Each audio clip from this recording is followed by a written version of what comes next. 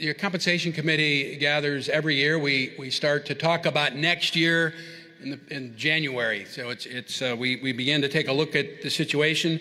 And this year, as we reviewed the guidelines and the worksheet, there was very little changes that were made. So I will only highlight these changes. The first change on the worksheet, and as you all know, we have a worksheet for developing our leaders' compensation, what we call defined compensation. And on that worksheet, line 9, the baseline figure is recommended to be raised by 2.9%, which is based on the inflation indicator, the 2024 inflation indicator, which is the indicator we have used in this Synod for quite some time. So that figure is raised by 2.9%. On the second tab of that worksheet, under payroll and the W-2 worksheet side of it, line 19 was added last fall, actually, to include the employee Roth retirement option that is now available to our leaders, and added a line 20, to the payroll and W-2 tab for those individuals who elect to upgrade their health care plans. So that is put in. It really helps your treasurers or whoever else is doing your payroll, because there have been many, as we added this a couple years ago, so that the W-2 is easier to do for your pastors and your leaders that are on your plans. So those are the only changes that have been made to the worksheet. Okay. As far as the guidelines themselves, that's the booklet that is out there. As far as what's in there, the only changes are on page 7 and 8. The ELCA Church Council has endorsed a balance of cost sharing between congregations and plan members, and the cost sharing is reflected in all the ELCA primary health benefit options that are being offered by Portico. This will take effect January 1st, 2026. We've all heard about these in general. The details of those will be coming out soon, and so watch for those. But there is a paragraph in there that comes from Portico explaining the best it can at this point what those changes will be. So that is in there. I encourage you to look at pages 7 and 8.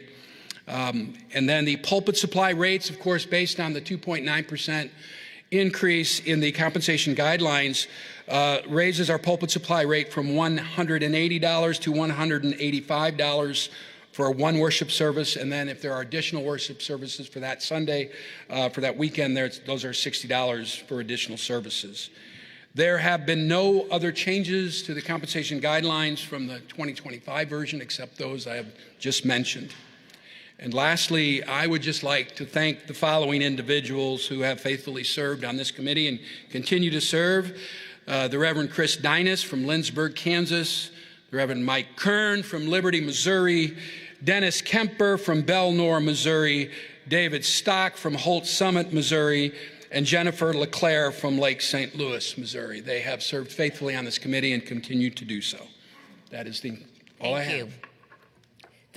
The compensation guidelines have been submitted by the Compensation Guideline Committee, and they have been approved by the Senate Council, so they are properly before you and do not need a second.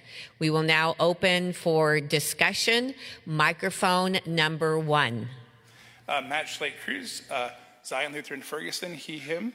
I just wanted to clarify, I may have printed a too early version of the booklet, but on page 12, in the section 5 of the assembly book, the pulpit supply still says 170. Is that to be? Yeah, that was the original release was incorrect, so you printed it too soon. Yep, no, you're right, but thank you for trying. So if you did print it early, it was corrected a few weeks ago. It had somehow it reverted to like a 2-year-old number, but it is 185. Yes. Thank you.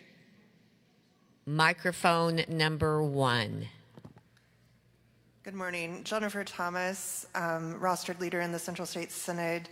I work for the ELCA Mission Funding. My question about compensation is, how does it work for a new Synod staff? How is the bishop and then the associates that they would call, how is their compensation computed? Do you use this? Do you add a little bit? How is that done in this Synod? So in this Senate, every Senate council, that is, well, actually, Scott, you know. Come on, Scott. Come on, Scott. You can just walk up here for that.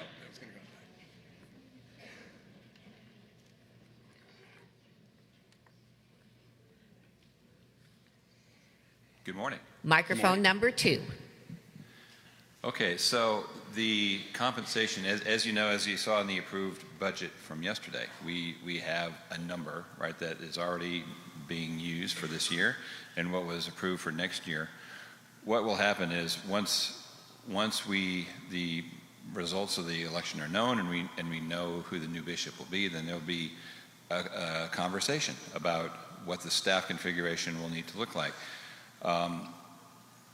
What that means, though, is that the new bishop will work through that, but what that means is that the new bishop will be constrained somewhat by what we have already approved for salaries and compensation. So there's that total amount, and then the bishop, in consultation with the city council, will then work through what does that mean from a staffing standpoint. So it all needs to fit within what's already been approved for this year and approved for next year by the Assembly.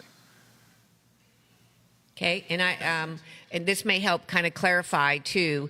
So as you notice, they are compensation guidelines. And if you read the actual narrative, it begins by an invitation to sit down with your rostered minister, word and sacrament, word and service, and if they are a SAM, a Senate authorized minister, and have the discussion using these guidelines.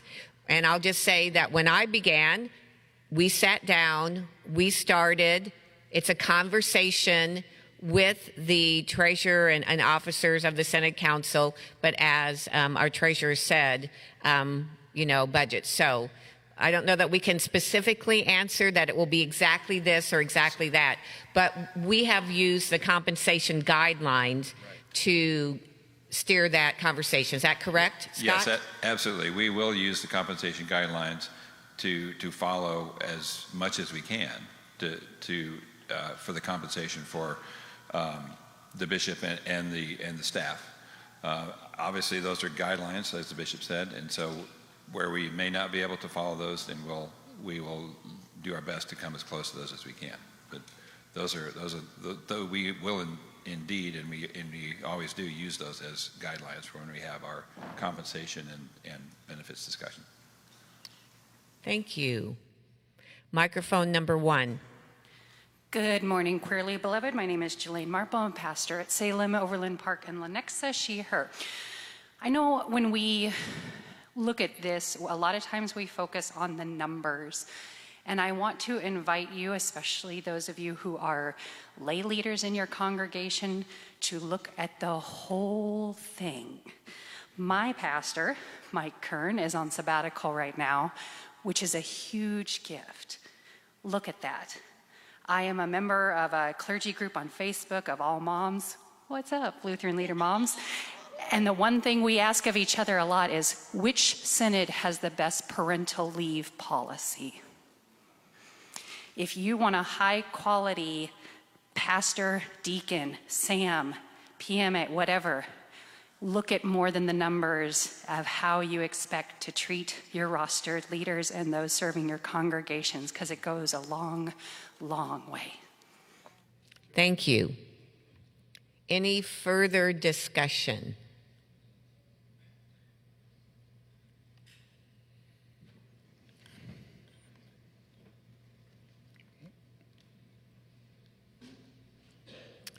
So you appear ready to vote.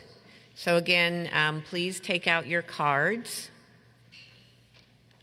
All those in favor of approving the compensation guidelines as presented, hold up your green and only your green card. I should have figured that out sooner. Thank you. All opposed, your red card. Abstaining, your white card. The compensation guidelines have been approved. Thank you so much, Reverend Wetter, and thank you to the compensation team.